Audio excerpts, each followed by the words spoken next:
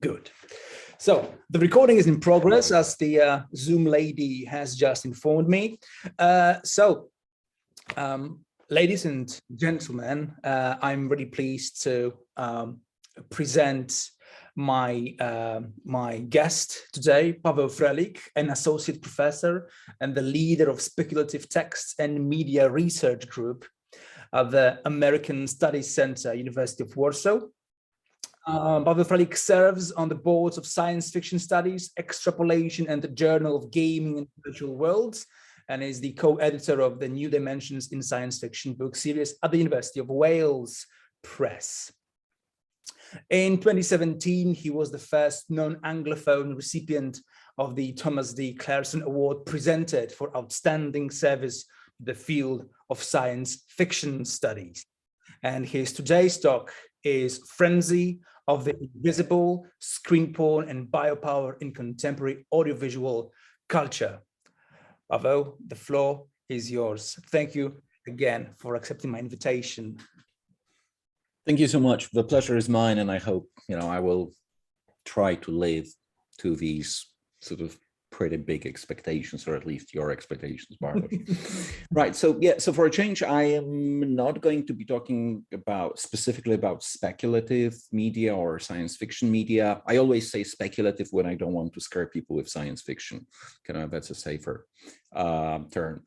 Although, actually, as you'll see, a lot of my material will be, for obvious reasons, connected to texts that can be described as such. And probably the first thing I should do is start sharing the slides, which you should see now. I'm just going to give me a second. I'm opening the chat, so if there are any comments. Yeah, so Bartosz told me to sort of not to aim super high with the abstract theorization. So if there are aspects of the talk that you feel sort of undersatisfied with, feel free to note that down and kind of ask questions during the Q&A section. And I think I should be talking for about 30-40 minutes, so I hope I won't bore people to death. And essentially there are three things, there are three steps of what I would like to talk about. First, I'd like to begin with some definitions, because these are always useful to make sure we know what we're talking about. Then I will talk about the pragmatic reasons for the proliferation of screens within screens, because this is kind of a very short definition of screen porn, about which more in a second. And finally, I'd like to talk about the implications and politics of this proliferation of screens within screens. So definitions first, and I should begin with the title. The first part of the title, of course, Frenzy of the Invisible. I'm kind of shamelessly stealing the phrase from a great and groundbreaking and a very important book by Linda Williams from back in 1989, so last century, about probably one of the first books about pornographic film, hardcore power, pleasure, and the frenzy of the visible. So I'm stealing that part from her, and part of it, part of her work also informs this term that I'm not necessarily claiming I'm the first to come up with it, although I don't think I have seen the term before. And I'm talking about screen porn, right? So screen porn, which figures in the title, and which, in short, what I mean by that when I say screen porn is this kind of a ecstatic and spectacular demonstration and inclusion of various kinds of screens within contemporary audiovisual productions. Of course, screens appeared, especially in film, almost from the beginning of the medium, and later on from the beginning of television. But definitely in the last 2 decades or so, we have seen constantly increasing inclusion or appearance of screens within screens. And when I say screens, I also mean a fairly broad spectrum of actual devices, or actual both imaginary and real. So I mean literally screens of various sizes and types, all kinds of displays, again, of varying sizes and uses, all kinds of camera feeds, not necessarily the regular visual camera, but also things like kind of a night vision and heat vision and various other types of footage that can be recorded with contemporary equipment, all kinds of graphic interfaces, which are, although not exclusively, usually shown on the screens. And finally, and this is where we kind of verge into the realm of the fantastic, of the speculative, all kinds of holograms, in which we have begun some research in the real world, but they are pretty much in their infancy. When I talk about the last part of the title, so when I talk about contemporary audiovisual culture, I actually look at very generally at a whole range of genres and media. In terms of media, most of my examples, if not all of my examples, come from film and television, but we do see the same in other shorter forms. So we see that in short film, definitely a lot of it in short film, definitely in music video. There are also video games that I very consciously ignore. The major reason for that being that video games are themselves interfaces or screens or interfaces to enormous heaps of information that they are constituted of. And because of that, you know, this creates a more problematic or a kind of a more complex relationship. But video games definitely apply here too. Now, in terms of the genres, as I mentioned, this is, as Bartosz has mentioned, science fiction or speculative genres are at the core of my interests, both teaching and academic. And probably a lot of examples or a lot of instances in which we can witness screen porn come from broadly, very broadly understood science fiction films or television series. But that screen porn is also very much evident in contemporary action cinema, especially where at times it sort of verges into science fiction. So I don't know, things like Mission Impossible or Bond movies come to mind. Definitely we see that in, again, a very broadly understood techno thriller that has, I think, has been going for a while through a sort of revival.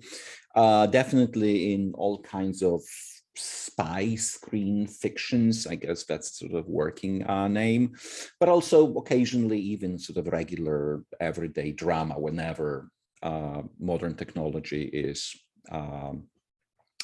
involved. And last but not least, the term biopower, which of course has by now had a fairly long history of theorization and conceptualization. But for the purposes of this discussion, I understood biopower in this kind of probably one of the broadest possible senses that was initially proposed by Michel Foucault and for the first time used in print in his History of Sexuality. So this is back in the late 1970s, where Foucault talks about biopower as a system of systems of regulation of subjects, so us, in modern nation states through, and this is a direct quotation, explosion of numerous and diverse techniques for achieving subjugation of bodies and the control of populations. You could extend that subjugation from bodies also to minds or identities. But at this level of generality, this definition will suffice. So this is the definitions. Now, moving on to the very pragmatic reasons for the proliferation of these screens within screens. And I'm pretty sure that if you watch film, if you watch television series or any kind of audiovisual material, you have noticed, and you know how often you have noticed them depends probably specifically on what genres and what specific titles you've watched, but you have to take my word for it. But definitely in the last decade, although we really talk about 2 decades plus, but in the last decade we have seen this, yeah, precisely as Foucault said this explosion of instances in which we see on the television screen or on the cinematic screen, we see all kinds of interfaces, displays, screens, and so on, which very often kind of lend themselves to the treatment of what we very generally call meta, but that will come later. Now, there is a number of reasons why I think we have seen so many of those in the recent years. The first of them is they just kind of look great, especially if they are viewed on proper screens, meaning in sufficiently high resolution or on the movie theater screen. They look great, and in that these screens, or that screen porn, very often practically showcases the production capabilities of the audiovisual industries, which again, because of the development and advances, incredible advances really in software and hardware development of the last decade, those capabilities have really extended pretty much to the point where you can simulate everything without actually shooting live action sequences. This desire to showcase the specific technologies, or to showcase the capability that the industries have, obviously very often, or sometimes, or not occasionally, means that their presence is not really diegetically motivated or kind of justified. That in some ways, in the same way in which we, for quite a long while, talked about gratuitous violence in, I don't know, action movies or crime movies, but you can talk about the kind of a gratuitous use of screen porn just because they look good and they make at least a portion of the audience say, wow. Definitely the second reason for that proliferation is that it has become increasingly cheap and fast to produce those, meaning screens within screens, and very often simulate those complicated interfaces of fictional operating systems or big data databases and systems that kind of crunch numbers.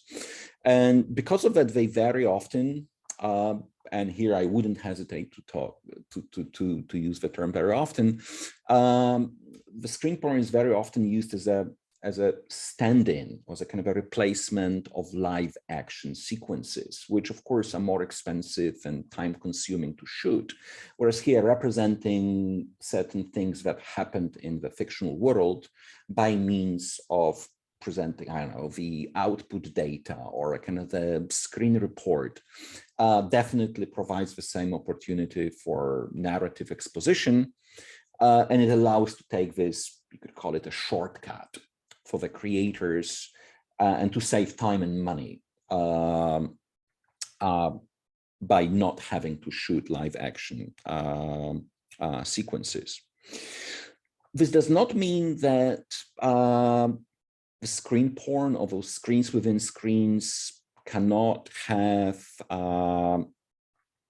more sophisticated or more justified uses. So definitely, if you think about the titles that in various ways foreground the systems of surveillance and systems of control, of social control, and for obvious reasons, these have become ubiquitous both in, well, our world, but also in the narratives about these. So very often, without actually simulating the actual surveillance systems, because producers don't have access to those, but sort of simulating them provides kind of a sobering commentary, or kind of a, for many people, perhaps even a message about how much data is being gathered about us and how the data can be correlated and collated and so on.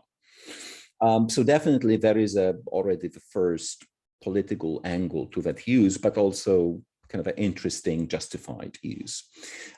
Definitely in many narratives, the screen porn allows, screen porn, I guess it comes without that.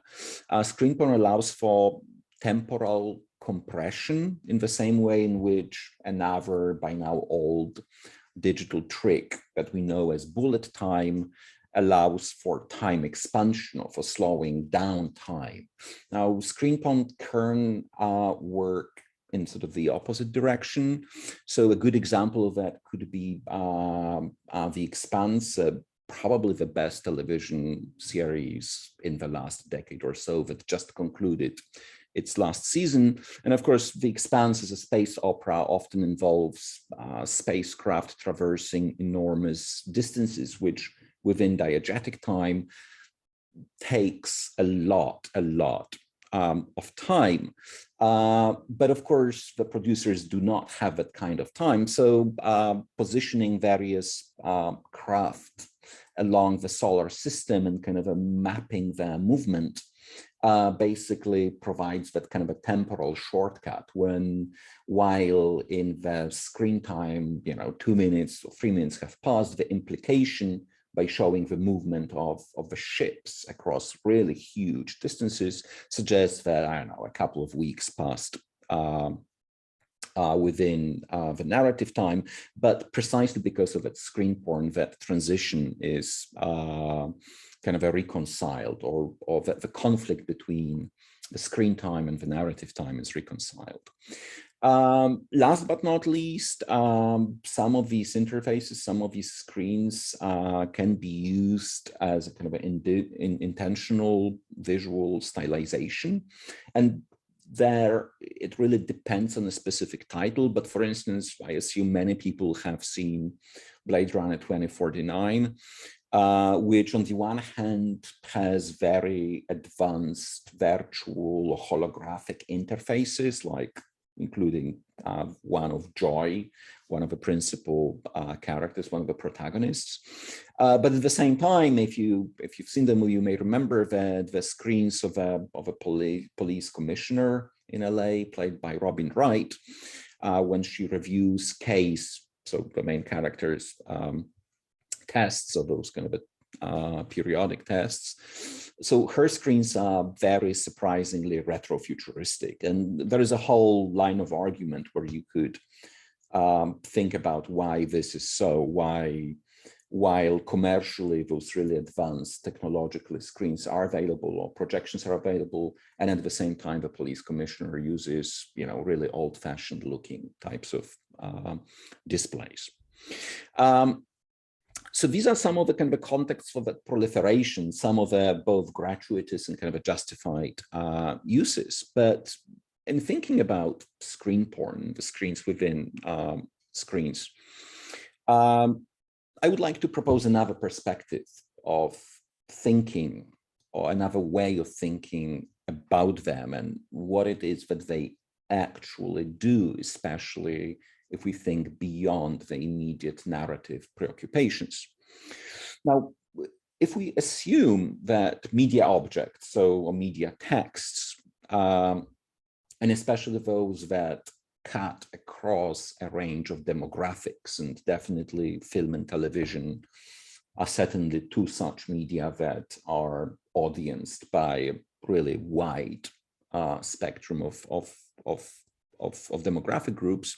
So if you assume that media objects both shape our thinking about the world, but also reflect the transformations in the world, it is legitimate to ask, what cultural tensions are made manifest by this proliferation of screens, by the popularity, very obvious popularity of screen porn.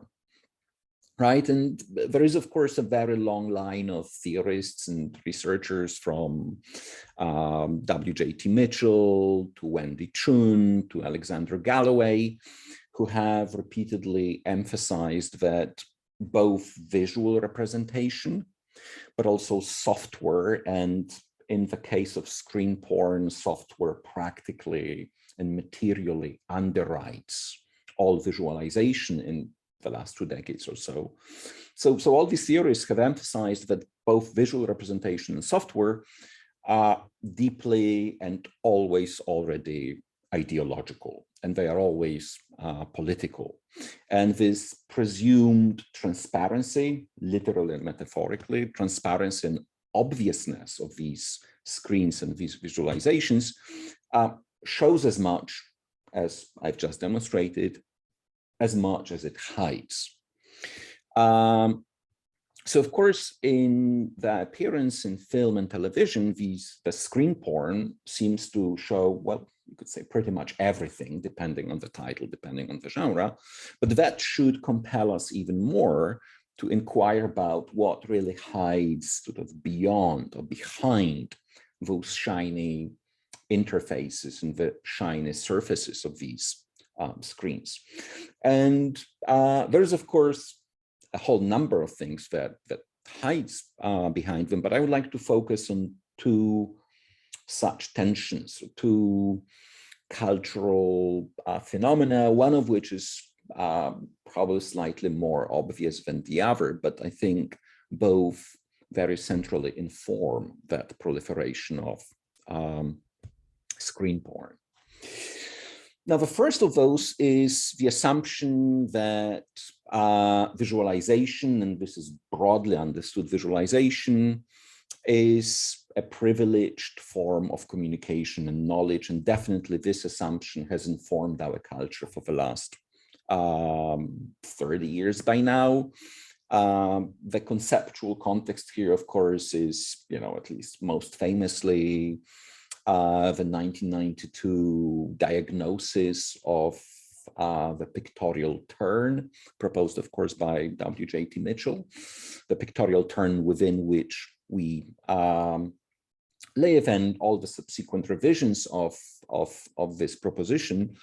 But we do need to remember, just for the context, that of course that the tradition of visualizing science or various sciences dates back to at least 19th century and early 20th century, including those disciplines in which visualizing was coterminous with actually practicing that science. So an example being astronomy, and definitely already in the 19th century and the early 20th century, the connection between visualizing various physical phenomena and research into them became very intimately bonded. In fact, good science was considered good only when it came with illustrations and diagrams and sketches and all the kind of illustrative material, right? And of course, originally in the 19th century, in the early 20th century, it was physics and its sort of multiple domains like astronomy, mechanics,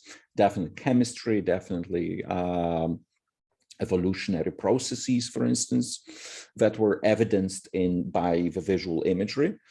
But in the late 20th and the 21st and the early 21st century, the focus has broadened exponentially to include more complex technologies ranging from microscopic. So we can talk about, for instance, various visualizations of protein bonding, which incidentally, very interestingly, these are produced using precisely the same software that is used to produce regular motion picture. So from that microscopic level to the level of what you could call, hyper object, to use the term proposed by Timothy Morden, such as meteorological simulations, but also to the phenomena that occupy barely human or non-human temporalities. So things like the simulation of the ocean levels rise, or prognoses, so various prognoses of climate transformations, of the transformations of the globe as a result of a climate crisis. Now, the fictional screens, because after all, I am talking primarily about fictional texts, can be seen as a specific type of this imaging, especially where the genre of a narrative kind of justifies in one way or another depicting those, sort of like, I think, as you can see in the slide, kind of a seismic activity in various parts of the globe, and thus strengthened other other aspects of these phenomena.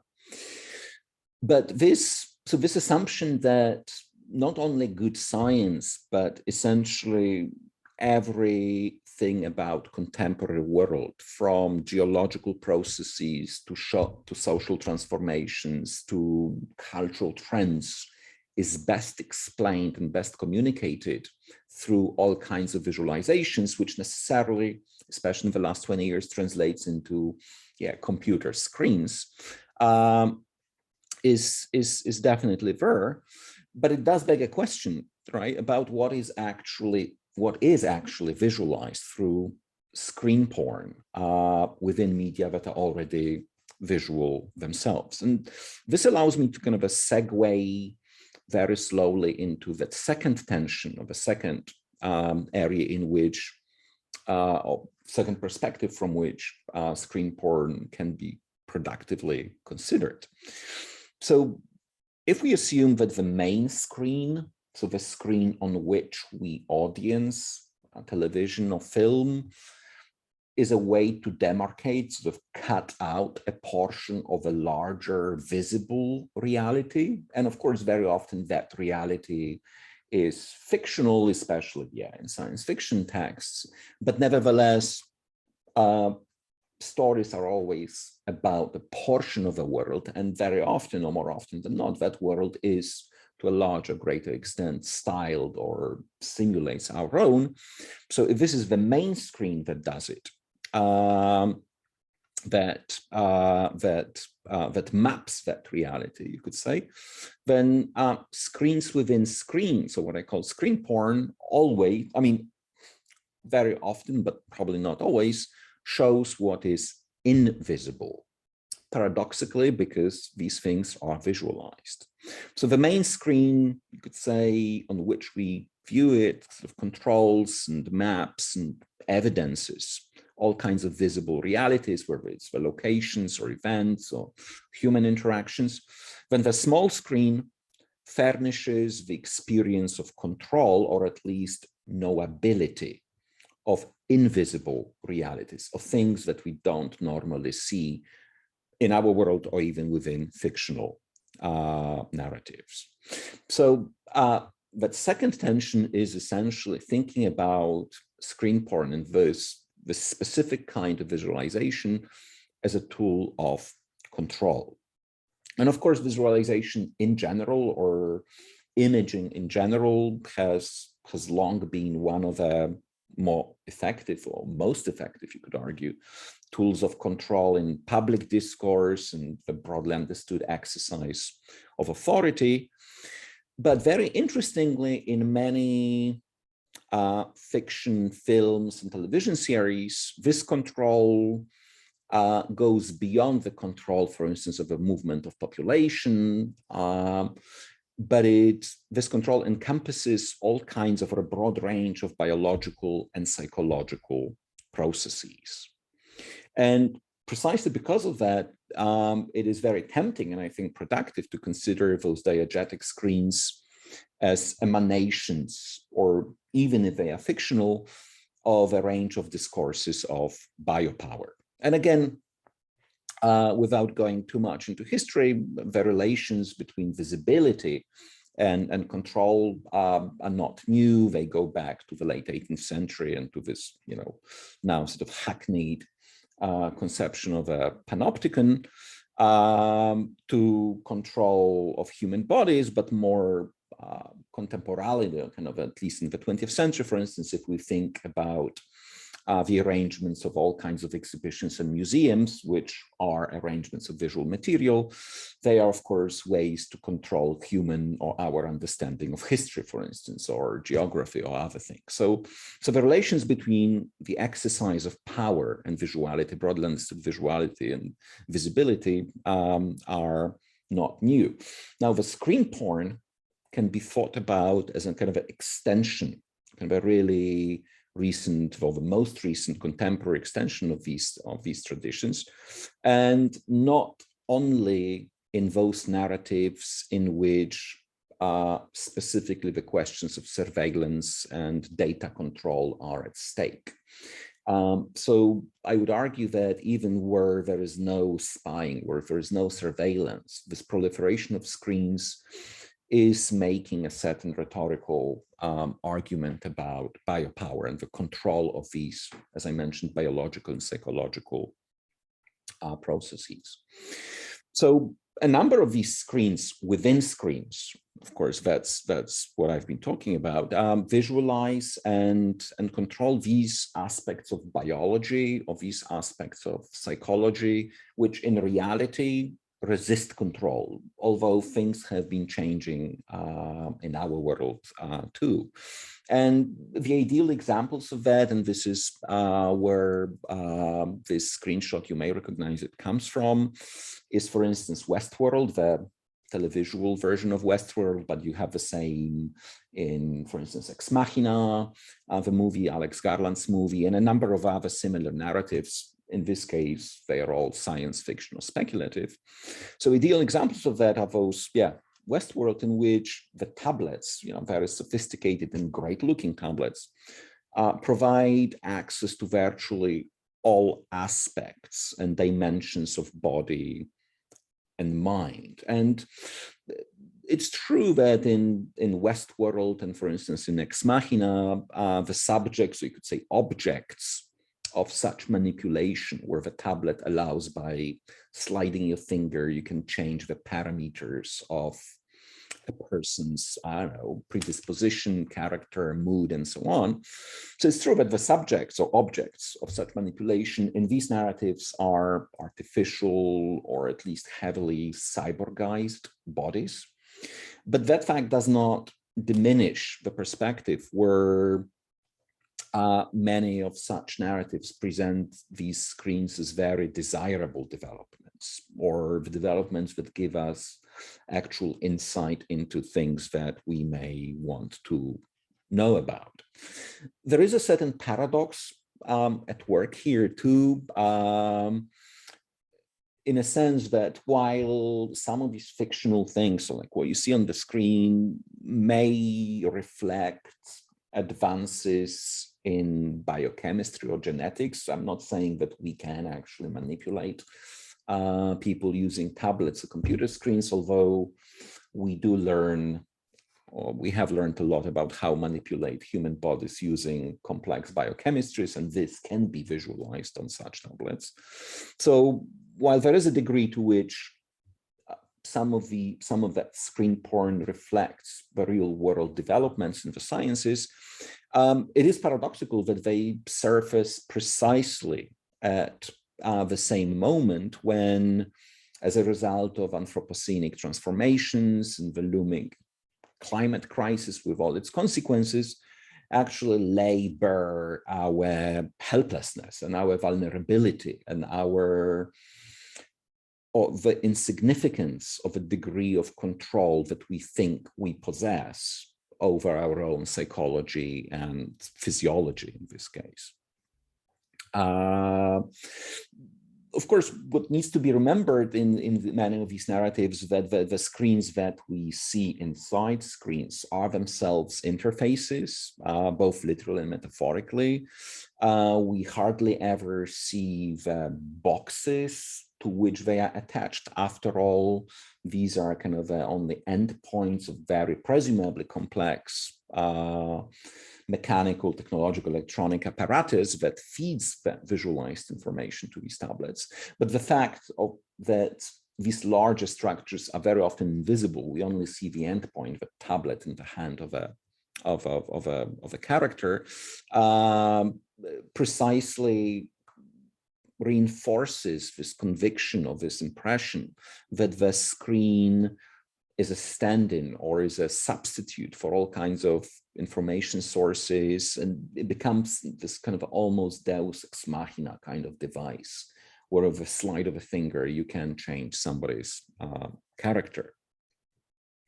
Now, that leads me to the last and probably the most problematic and but also important question, is how both discursively and ideologically is this omnipresence of screens and interfaces represented across the texts that I've been briefly mentioning.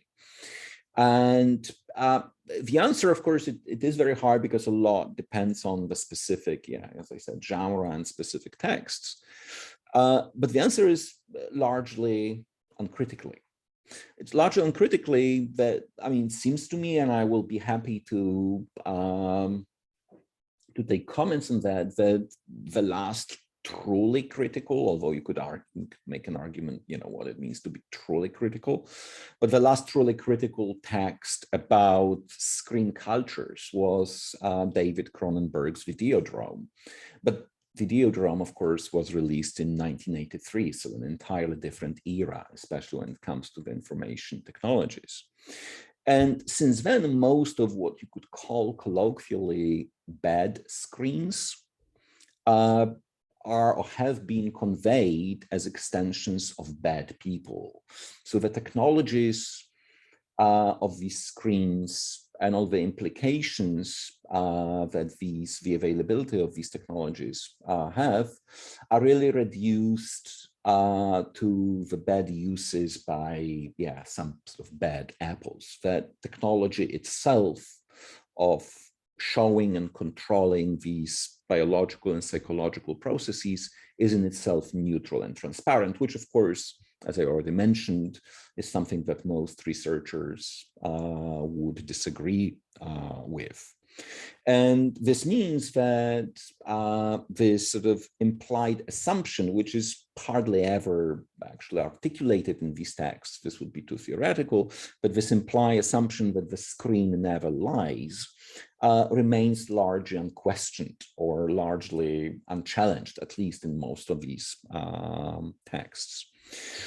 Of course, this, you could say, you could call it kind of a neutral representation, but of course, neutral representation in our current political circumstances is really negative or conservative representation, or kind of the downplaying of the actual degree to which these technologies really affect our lives. So this attitude, this representation is of course deeply embedded in the institutional circumstances of these media and the entities that produce that. So of course, screen industries in a very obvious fashion have always been invested in representing the screen, very broadly understood screen, as the locus of truth, so that whatever you see on the screen is true. So that's been a sort of almost a trivial statement, going back to the beginnings of cinema as the oldest of these media that I've been talking about. But you can also more contemporarily, if you think about the degree to which the entertainment complex has really become or has long now been seen as really the military entertainment complex, makes this heavy use of screen porn and those screens within screens a perfect promotional tool for a range of industries whose ambition is really to either control or at least surveil our bodies and minds. And of course, these industries include anything from broadly understood intelligence agencies in various countries to big data companies that may use it either to political lens or to commercial lens, to the big pharma, which uses a lot of the data in research, but sometimes also to suppress other research. So from that perspective, those seemingly innocent and really sexy looking screens within screens, the screen porn, can be, I am not saying that it always is in every single case, but can be a very insidious tool of kind of an indirect exercise of that biopower that in a completely different form, of course, Foucault was already talking about in the 1970s, which makes them at the end of the day, really sexy and great looking, but also in terms of the mindsets that they encourage and when they foreground, really conservative and dangerous, which is, I think, a great concluding line, and I'll stop there. Thank you so much. Thank you very much, Paweł. That was brilliant. Thanks a lot for this talk.